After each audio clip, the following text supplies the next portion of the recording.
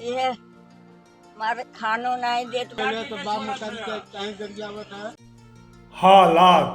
हालात को समझना और हालात को स्वीकार करना और मान जाना हमेशा बहुत कठिन होता है और आज भी यह कठिनता बनी हुई है, क्योंकि लोगों के तर्क अपने अपने, सपने अपने अपने और विचार अपने अपने हैं।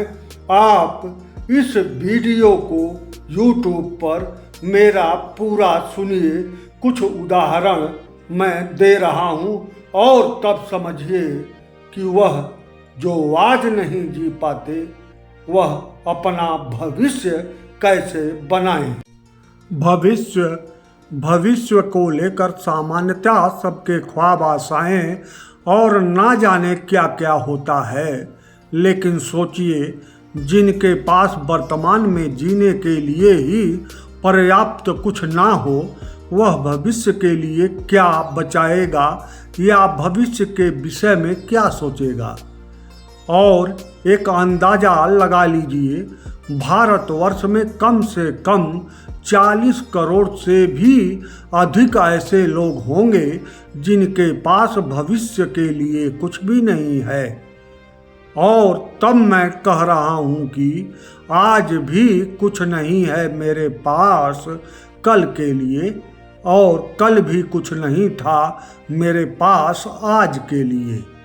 मतलब साफ है, वर्तमान खराब है 50 करोड़ के करीब लोगों का। आइए आपको दो सत्य घटना, वाकया या हालात जो भी आप समझें वह बता रहा हूँ।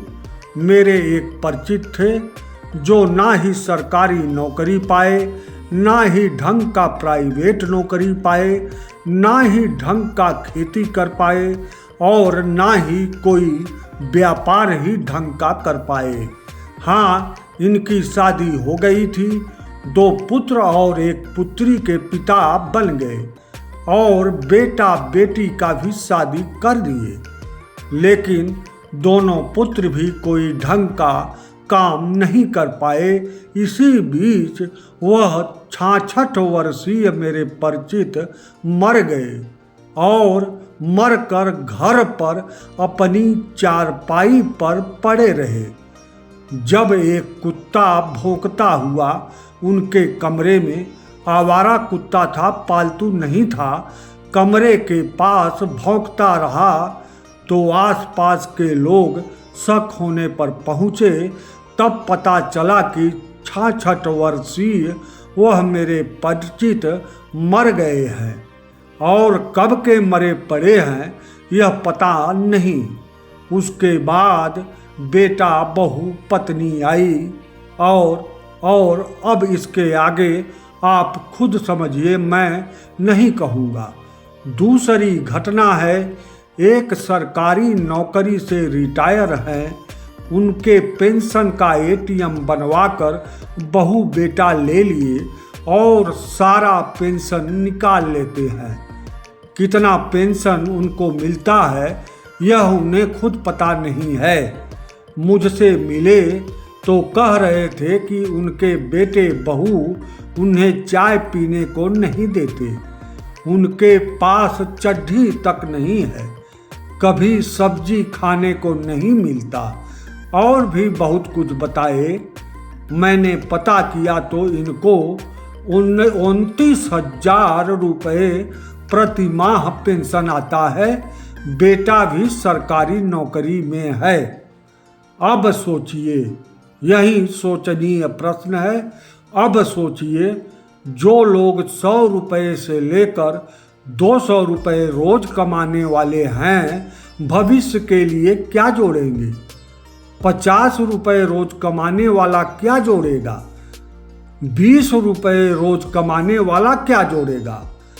500 रुपये महीने पाने वाला क्या जोड़ेगा? जबकि इतना ही कमाने वाले भारतवर्ष में कम से कम 50 करोड़ से ऊपर ही होंगे, कम का तो सवाल ही नहीं है। ऐसे में आध्यात्मिक कहावत है कि जो कपूत तो क्या धन संचो, जो सपूत तो क्या धन संचो, यह आध्यात्मिक बात है।